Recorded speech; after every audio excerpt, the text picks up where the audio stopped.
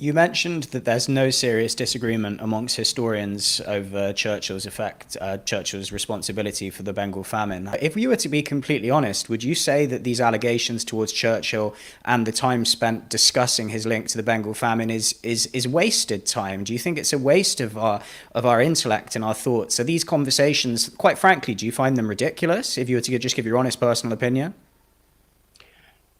Well, I do think they're a waste of time, but I don't think they're a waste of historians' time because I don't know of any serious historians, Indian or British, who are wasting their time on this argument. It is activists like Madhushree Mukherjee, Kahinda Andrews. There is another activist at Cambridge, Priyambada Gopal, Mm-mm. who is a professor of English literature with a fellowship at Churchill College, of all places. So she's actually fully cashing in on the Churchill legacy and benefiting from it. And one of her main missions in life is to sort of throw mud at Churchill. I'll tell you what I think is also a shame about it is that I don't know what you think about this as a historian, but you know, what do they think they're trying to achieve by destroying something which for many people is almost like it operates as like a founding myth of their patriotism, like it means something for so many people, you know, their idea of Churchill, their pride in beating Hitler in World War II, that patriotism. And for many people, they have grandparents and great grandparents who actually passed away in those wars. I really question the motives of people that are intent on casting shade on people's memories and that period of history. It seems quite sinister, and I don't believe it gets as much criticism in mainstream media or even in society as it should. It seems very unpleasant. Well, I think their aim is to attack that patriotism. I don't think that upsets them. And yes, I think the whole idea is to kind of undermine what they see as British chauvinism and jingoism, and they, link it with Brexit and with being critical of the EU and this sort of what they would call a little England mentality. So they kind of mix all these things in terms of what they attack. So I think Churchill is attacked as a part of British national pride. He's considered a personification of what they're trying to tear down. Mm, mm, yeah. Do you think the Britain do you think Britain should be ashamed of its history? Is the British Empire a national disgrace? No, no, of course not. The empire has positive and negative things. I think most of the legacies have been very positive. One can look at the economic legacies, the political legacies, uh, democratic constitutions, parliamentary government across most of the former British Empire. If you look at the Commonwealth, you see that. There's a few things I'd like to speak to you about today. One of them is Winston Churchill, the legacy of Winston Churchill, and how British people should view Sir Winston Churchill. He's regarded by many as one of the greatest leaders in world history and is regularly named as the greatest Briton of all time for his determination, perseverance, and patriotic devotion towards the nation in the fight against Adolf Hitler and the Nazis. But an increasingly vocal section of our society sees Churchill very differently. They see him as a racist, a white supremacist, and a man who was responsible for the deaths of millions of people during the Bengal famine through his wartime policies and potentially his personal neglect. What do you think about these claims being levied towards Churchill? Is it historical revisionism? Is there truth to it? Well, there was plenty of criticism of Churchill in his own lifetime. And I think what we're hearing now is hugely exaggerated, exaggerating his faults, some of which he undoubtedly had. Taking the list of things you quoted, racism, Yes, I mean, he was born in Victorian England when most people were racist. Most Indians were racist, and still are about color, etc. So racism was not Churchill's monopoly. It was pretty widespread. But he didn't actively discriminate against anyone. He didn't. He certainly didn't kill millions of people. And I think coming to the point about white supremacy, he certainly believed that the English race, as he put it, were superior to all their neighbors and the rest of the world. And that was a very firm belief. Now, that wasn't white supremacy, it was just nationalism.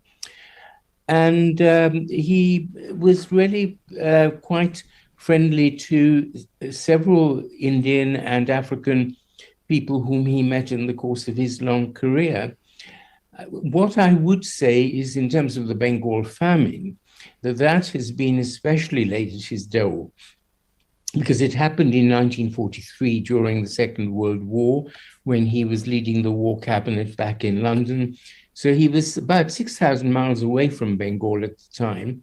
He had very little personal input. He didn't micromanage affairs at all. He was very laissez-faire in that respect. He led, from the front, but he didn't look at managing people's sort of minutiae. So in terms of the way the Bengal famine was handled, firstly, everyone agrees that it was a climatic cyclical famine caused by a monsoon failure. It was exacerbated by the fact that there was a world war going on, and the Japanese were invading India at the time, had already occupied Burma. So Bengal was not getting food supplies from Burma. Very difficult to have alleviated the famine quickly in that situation. And yes, there was neglect, but the neglect was pretty local.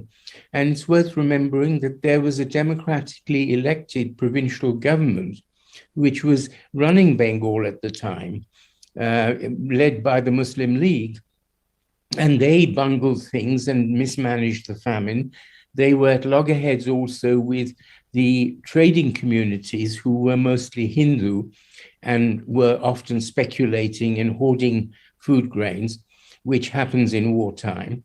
So by the time the war cabinet got to know about it, it was already pretty bad.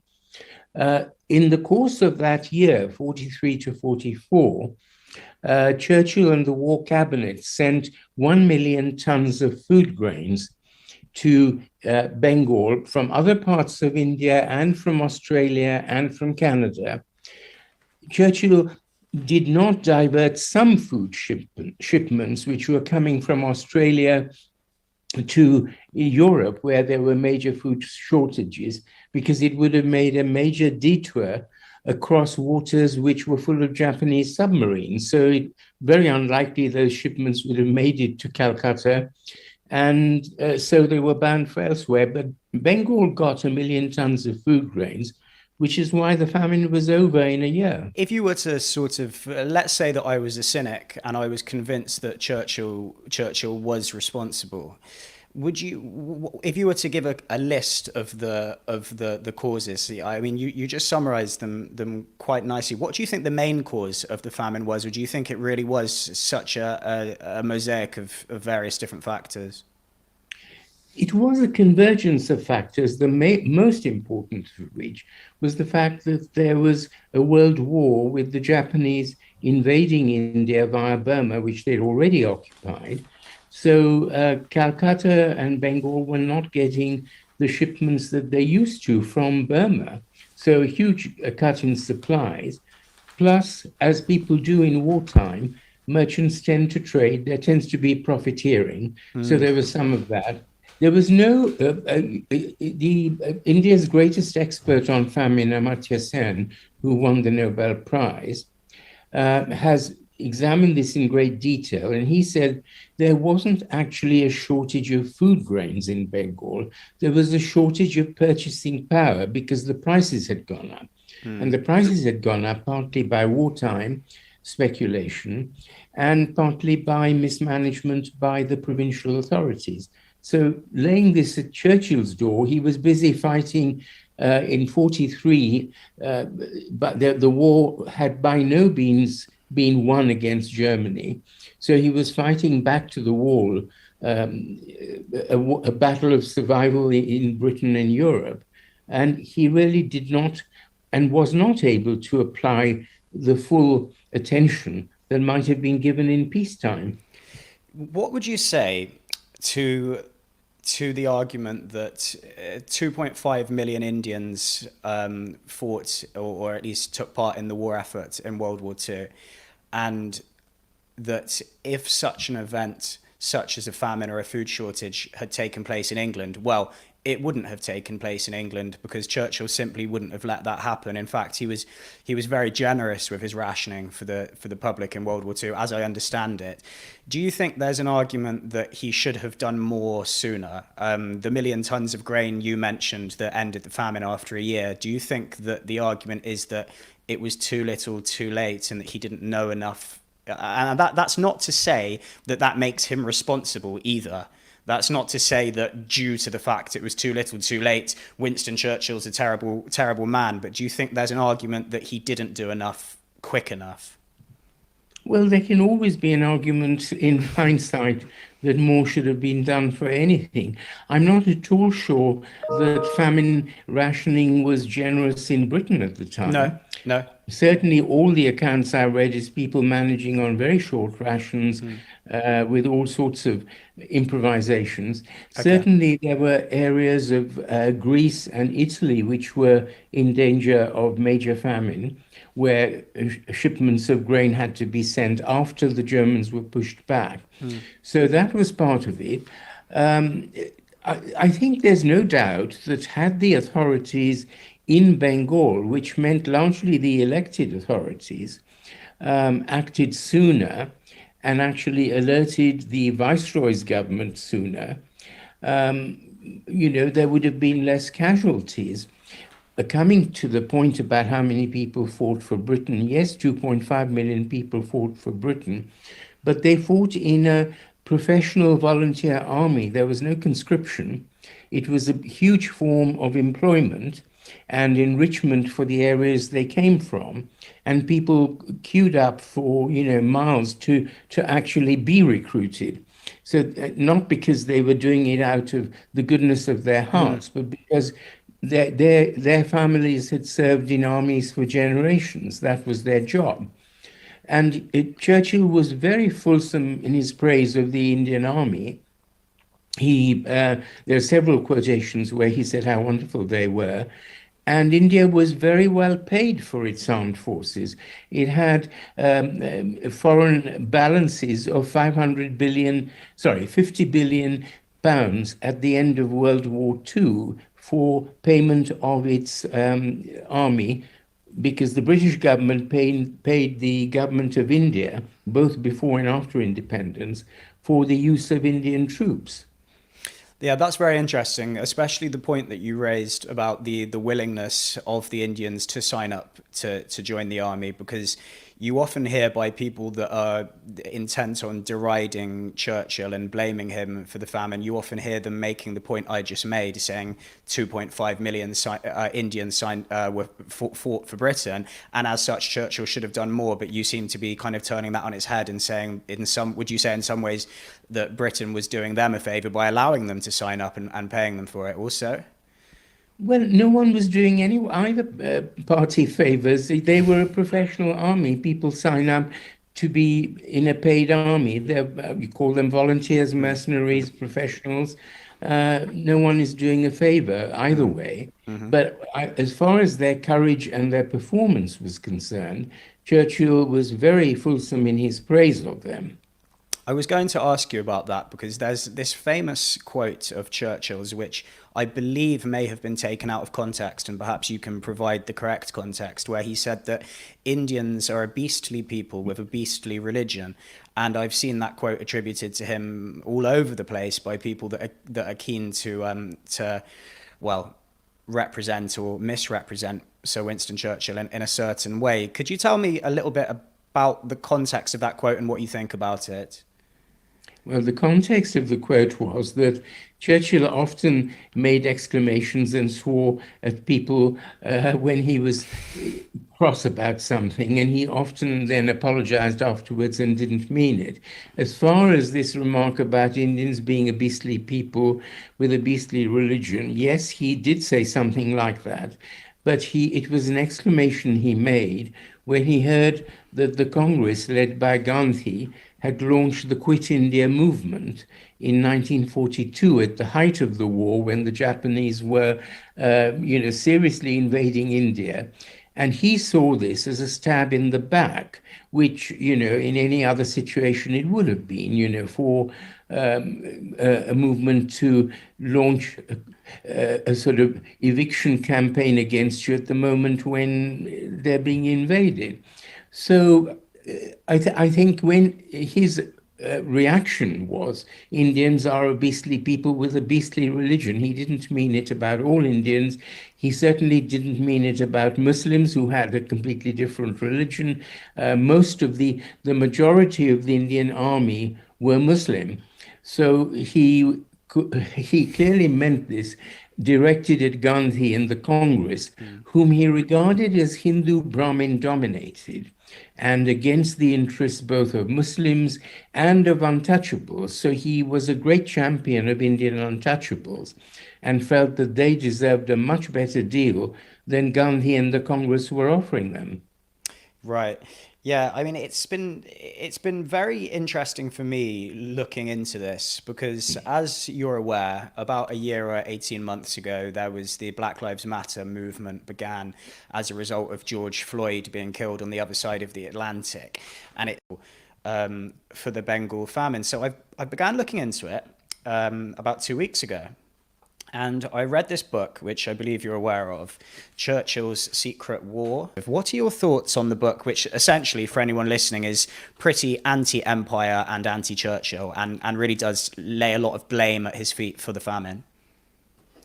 The first thing that needs to be said is that the book is a diatribe against Churchill by a Bengali American journalist, second generation, born in America, who knows very little about India and is not a historian. And she has collected every unsavory fact about Churchill which she could, distorted the figures and the statistics about the famine itself. There is a public correspondence between her and Amartya Sen in the New York Times, if you Google it, where he points out that she has completely misread the statistics in order, as he has put it, to nail Churchill, in her eagerness to nail Churchill. And Amartya Sen, who is a very balanced famine economist, has said it has nothing to do with Churchill. The famine was to do with the structure of agriculture and the market for food grains, which she has distorted. So I really would, I have skimmed the book some years ago. It's been around for a while. And I think, as the title suggests, it's a conspiracist account, hugely biased. Do you think that this book in particular has done a lot of damage to the reputation of Churchill, or have you heard the criticisms towards his culpability for the Bengal famine? Have these been doing the rounds in academic circles for a while, or? I don't think it has much to do with the book. No Right. historian I know takes the book seriously. Okay. It is taken seriously by activists like someone called Kahinda Andrews at Birmingham, Yeah, I know and him. Yeah. people like that. And if they didn't find Madhushree Mukherjee's book, they would find other rags or articles they had written, nailing Churchill. So I think it's part of a kind of anti-Churchill literature which has been around and will continue to be around. Yeah, well, this kind of brings me on to something I've been thinking about a lot recently. It's really fascinating the extent to which, although you pointed out that the author of the book isn't a historian, but on a more general basis, moving away from Churchill somewhat, it's very interesting the extent to which different historians can view the exact same historical event figure or period of time and reach such wildly different conclusions. Is this something that you've spent much time ruminating on? And the reasons behind that, is it political persuasion? Is it personality disposition or general cultural upbringing, which leads people to reach such different conclusions? Well, I have yet to see any serious historian holding Churchill responsible for the Bengal famine. The closest you get to it is Amartya Sen, who is an economist, who blames the British government for neglecting the famine. It's a sin of omission rather than commission, which got worse before they actually acted to end it. So that is the nearest you can get that they should have taken earlier action, which they probably would have done had there not been a world war going on. So I don't think, as far as the Bengal famine is concerned, that there is any serious disagreement among historians. That's very interesting, and I must say I'm happy to hear you say that because I did, as I said, I did find the book persuasive, although I did get the impression when I was reading it that a lot of information was being cherry picked and omitted. It felt so biased as to be suspicious. Well, do Google New York Times Amartya Sen Madhushree Mukherjee, and you'll get the text of their falling out and debate. Okay, well that's very Where interesting. he really knocks her down. Right. Well, that's very interesting. I've heard it said that Churchill, some people think that it's a sign of omission, regrets, or a sign of guilt. The fact that Churchill wrote 6 volumes on World War II and he didn't reference the famine once. What do you think about that? I haven't read his 6 volumes on World War II, so I can't possibly say what he did or didn't include. It depends how, comprehensive they were. I think he wrote from a rather novelistic point of view, with a rather novelistic style. He picked the things that appealed to him and where he also shone. In retrospect, he probably didn't focus on things that were negative. I don't think the Bengal famine would have been the only example. Sure, that's what I was thinking, and it actually leads me neatly on. Example. Sure, that's what I was thinking, and it actually leads me neatly on to my next question. I don't know if you'll be equipped to answer this. I hope you are.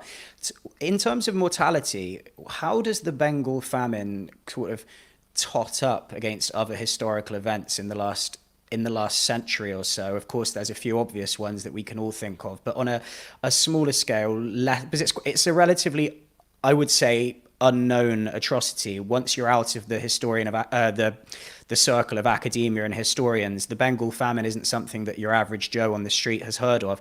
Are there many other large-scale atrocities of a similar size that are relatively unknown, or does the Bengal famine stand out?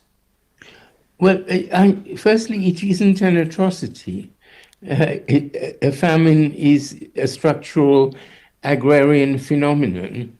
So, I mean, no one willed it or caused it. No individual willed it or caused it. So it's not an atrocity like the Holocaust was, like the genocide of the Armenians was in Ottoman Turkey.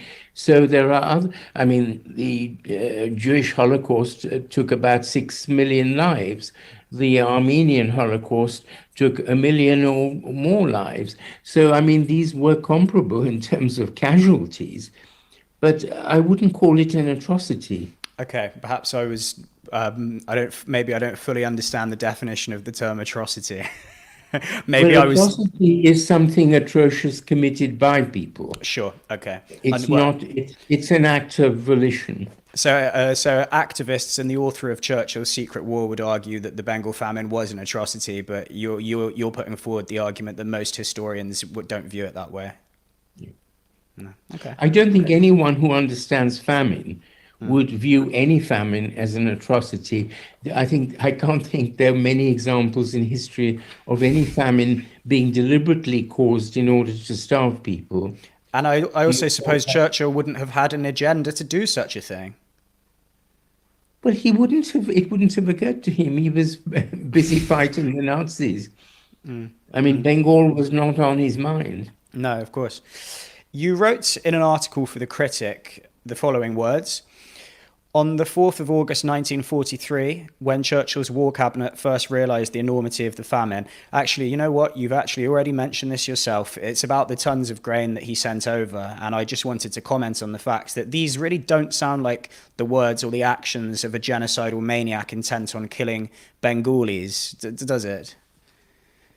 No, certainly not. And I think Churchill had better things to do than kill Bengalis. Why would he want to kill Bengalis?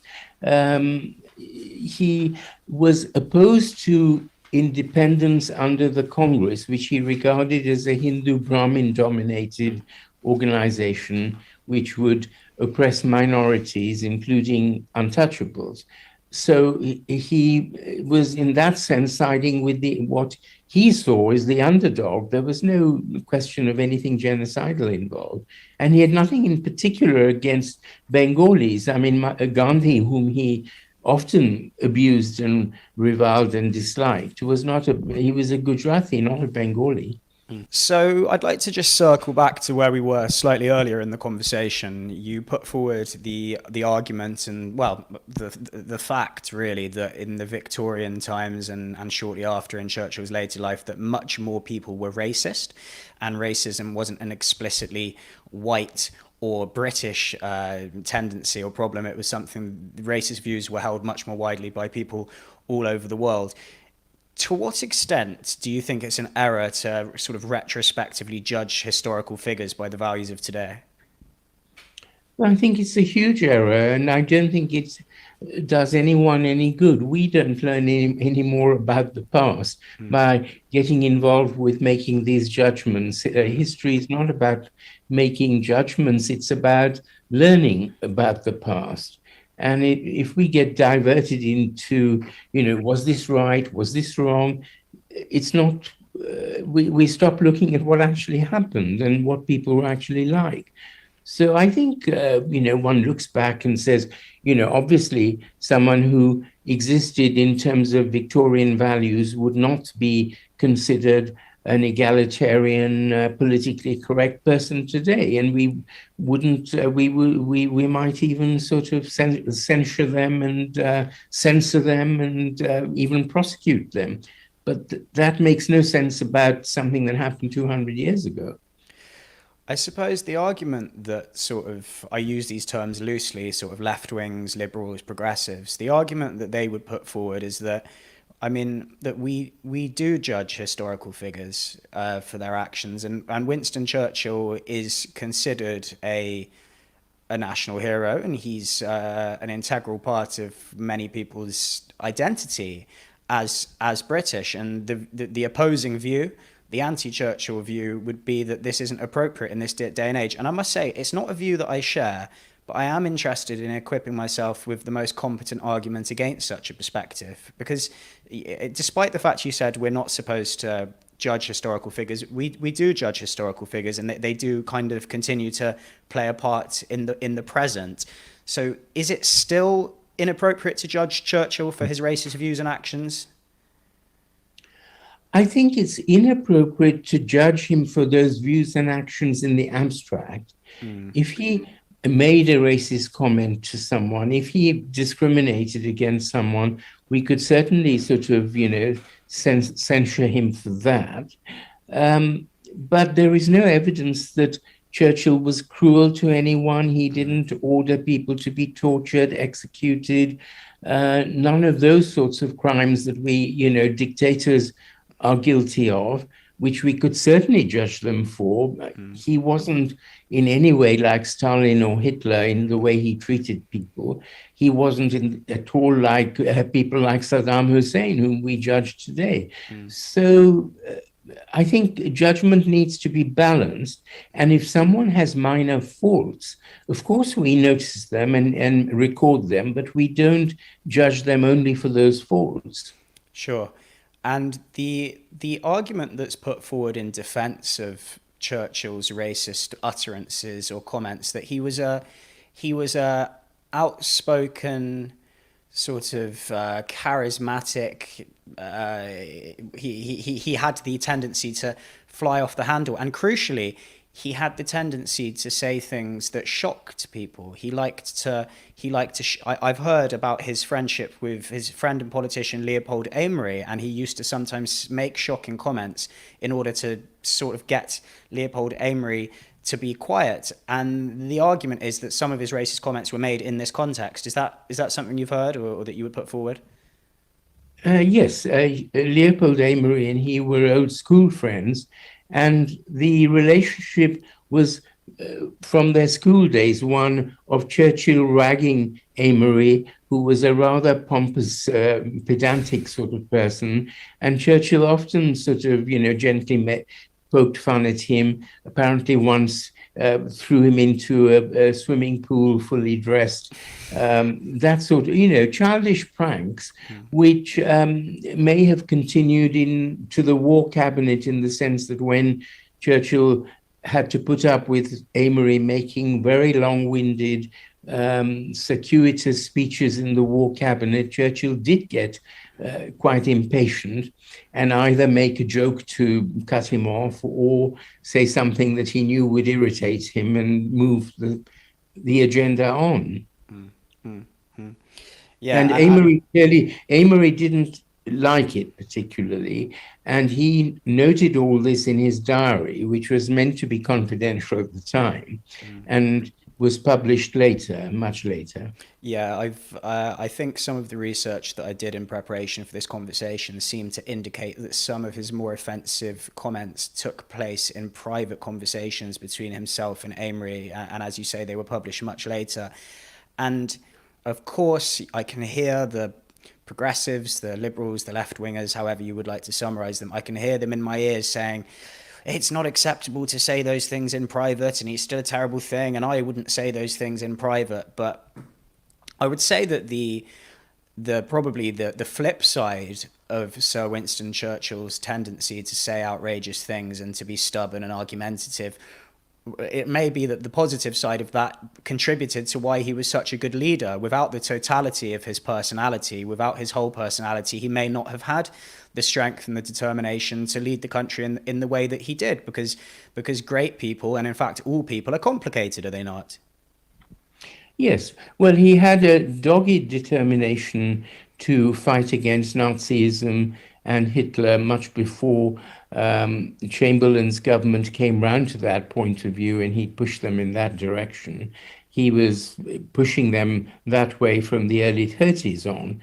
And he had a similar dogged opposition to Indian nationalism, which he saw as being Brahmin-dominated by the Congress, which would, discriminate against Muslims, whom he had much more time and respect for. And certainly, if you look at the way he related to Indian politicians, he had very little sympathy for the Congress politicians, who he thought were either sort of upper caste, fops like Nehru, or people like Gandhi, who went around behaving like a half-naked fakir and going up to Buckingham Palace wearing a loincloth to have dinner with George V.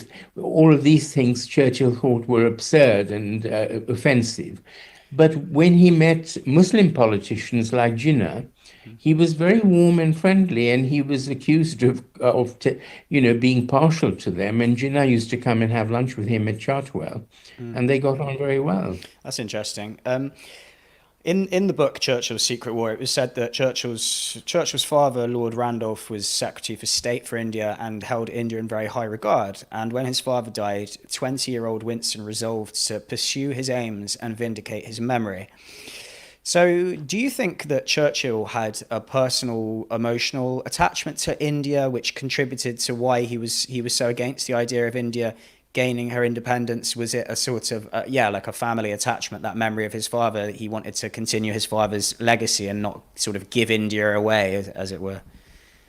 I don't think so. I think Randolph Churchill was only Secretary of State for India quite briefly. Okay. He was not a Secretary of State for India who had much influence on British policy towards India.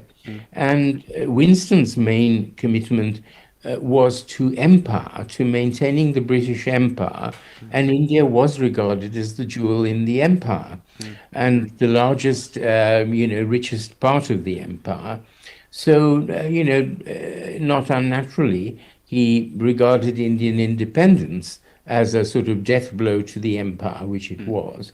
And he was determined to put it off as long as possible. What he had in mind eventually, when he thought Indians were ready for it, was a kind of federation like Canada or Australia, where India would be a federal India under the crown as a dominion, like Canada and Australia. So being a dominion meant being effectively independent of Britain, having your own government, having the king or queen as your head of state, which is the sort of position he would have liked for India probably in another 30 or 40 years.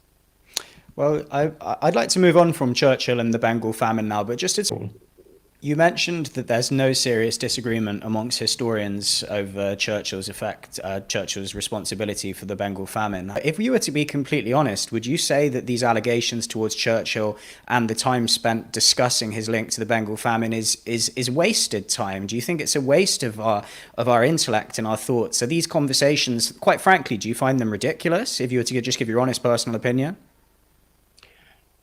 Well, I do think they're a waste of time, but I don't think they're a waste of historians' time, because I don't know of any serious historians, Indian or British, who are wasting their time on this argument. It is activists, and one of her main missions in life is to sort of throw mud at Churchill.